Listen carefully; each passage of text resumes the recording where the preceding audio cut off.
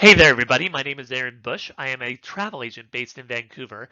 I am licensed, IATA certified, and CLIA certified through the company Guide Me Away, whose parent is Caron Ventures Inc., also known as KVI Travel. I have a physical disability. I am a wheelchair user and graduated from the Canadian Tourism College in 2019. Today, I'm here to talk about accessible travel. Now, what is accessible travel? Accessible travel is as it sounds. It's traveling with a power wheelchair, a manual wheelchair, a scooter, a walker, a cane, a service animal, or anything that might require accessible accommodations on your travel itinerary. Now, you needn't stroll too far past the search on Google to see that the internet is ripe with stories about the repercussions of plane travel for individuals with disabilities. If you've traveled with a mobility device, then you probably know what I'm talking about. Many of these Americans are all too familiar with the upsetting repercussions of traveling with their mobility device because it's their legs. If you were to go up to a person with a wheelchair and ask what the wheelchair is to them, they would likely tell you that it's an extension of themselves because it's true. Um, these individuals are upset because of the way their mobility equipment is treated by airlines. It is the equivalent of an able-bodied traveler going aboard an airplane, getting thrown into the luggage compartment, and having their legs broken. Now, this would never happen because it would be front page news. It would be all over social media. It would be national coverage, and the airline would go bankrupt. So let me put this into perspective. According to the Center for Disease Control, there are over 61 million adults in the United States that live with a disability.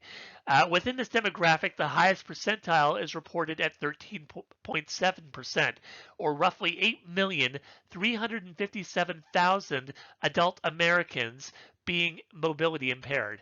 This would be just shy of the entire population of New York City. Now, in July 2021, there was a disability advocate by the name of Ingracia Figueroa who boarded a flight to Washington, D.C. to participate in the Care Can't Wait rally. And upon her return to Los Angeles, she was informed by United Airlines that her wheelchair had been destroyed in cargo. So, for Figueroa, United Airlines was legally required by the Air Carrier Access Act of 1986 to replace her $30,000 mobility device.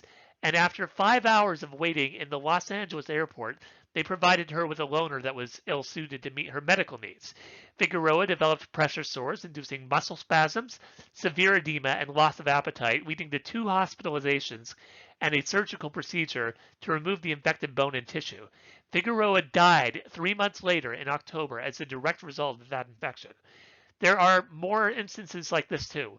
Um, with instances ranging from Corey Lee, Shane Burkaw, Brees Gillespie, Theo Donnelly, Gabrielle DeFiber, and Illinois Senator Tammy Duckworth.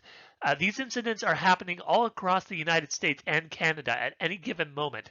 In 2019, the Air Consumer Report indicated a massive 10,548 mishandlings relative to 29 mobility devices per day that were being lost or damaged in need of repair or replacement. As a travel agent that has firsthand perspective of living with the physical disability, I am extremely familiar with these processes. There is a strict procedure that will nearly eliminate the possibility of an incident like this ever happening to you at the airport. So let's get started. Let's talk about the planning process. The most important instrument in the planning process is the articulation of the client's medical needs with the airline. Whether you are flying with Air Canada, WestJet, Delta Airlines, United Airlines, Alaska Airlines, American Airlines, etc., these airlines will have a specific department trained in the process of managing a traveler with mobility challenges. If the travel agent is simply booking your flight through the global distribution system like Sabre or Amadeus, and then handing off the ticket, then they have missed the most important step and you will have problems at the airport. If you booked your trip directly through a wholesaler like Expedia and are depending on them to get it right, then the likelihood of that happening is non-existent. They might have inputted the service request in with your reservation, but that does not supplement the fact that the plane might not be large enough to accommodate the medical device, or that you could be impeded with obstacles by the Transport Security Administration. You could be denied boarding altogether because the airline doesn't have proper information related to your mobility device or your medical needs. Central reservations will not have this information on hand. If they do, it's untrusted information. The airline has a specific department for this. When you reach out to the airline's medical assistance department, it is critically important to have the dimensions and the battery type of your mobility device readily available. The airline won't typically ask about the dimensions of your device, and not providing it will increase the odds of damage or disembarkation of your mobility device. Once you have provided the airline with the dimensions, the airline needs to then provide you with the dimensions relative to the cargo door. Regional jets are typically too small to board a mobility device, but the airline might get around this by turning it on its side or disassembling it for the duration of the flight. You will not be told this. You will have a greater success booking on an Embraer, a Boeing, or an Airbus. Certain passengers that require CPAP or ventilators will also need to obtain medical clearance before the airline will permit them on board. You cannot simply show up at the airport without this information. Prior to departure, it would be an excellent idea to have your mobility device inspected by a professional. Consider this an insurance policy that if the airline damages it, then you will have a certified report that absolves you of any liability. If the travel agent hasn't collected or requested any of this information, then the likelihood of damage or disembarkation becomes a real possibility.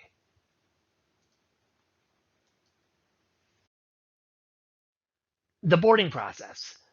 While there are things a passenger can do to mitigate potential damage to their mobility device during the planning process, the most important step will take place on your departure date when you arrive at the airport. You are the single most adept expert qualified to demonstrate proper handling and safety of your mobility device. You wouldn't ask a veterinarian to do surgery on your leg, so why would you hand off a delicate powered machine to a team whose primary responsibility is to recklessly load luggage onto the plane? They're looking for delicate tags and they have no idea what to do with it. What's more, the airports don't communicate with one another. You will not be offered the preference of articulating proper handling and safety measures with the luggage team once the plane has touched down. What you can do is print off a piece of paper that clearly provides this information and tape it directly onto the seat. You will want to articulate the means of turning on and off the device, disconnecting the battery, if applicable, removing the headrest or backrest, if applicable, controlling the seat recline or elevation, putting it into neutral, but most importantly, the best place to lift from. While it's a big no-no to try and lift a power wheelchair by hand, some teams will do this anyway. This is typically done so from underneath the base of the seat, as it's going to be the sturdiest place on your wheelchair. Doing so will ensure that your mobility device does not arrive damaged. Once you've articulated this on paper, it's time to ask the gate agent to bring up the ramp supervisor. Documenting proper handling instructions is a good insurance policy for informing the team at your destination, but you have every right to inform the team responsible at the departure gate on the safe handling of your mobility equipment. Show the supervisor what they can and definitely cannot do with your device. Then ask them to demonstrate what you just did. This is a process that will take less than 2 minutes to convey and provides you with peace of mind that the team can adequately load your device onto the plane without damaging it. You will be required to hand over your mobility device before boarding the plane.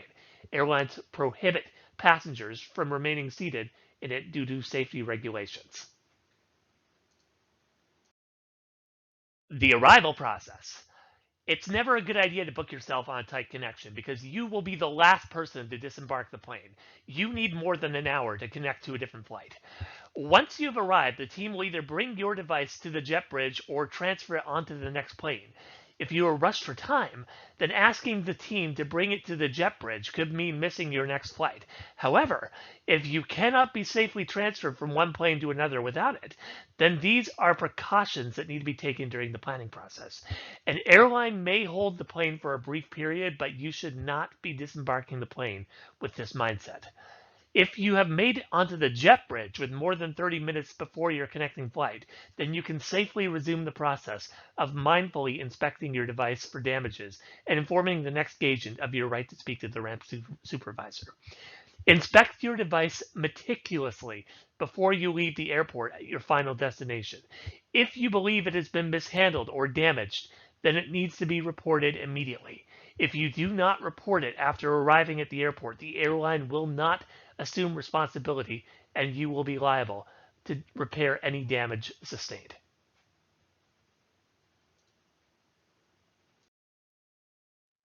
Booking through a travel agent means recognizing that they understand the complex processes of accommodating travelers with disabilities.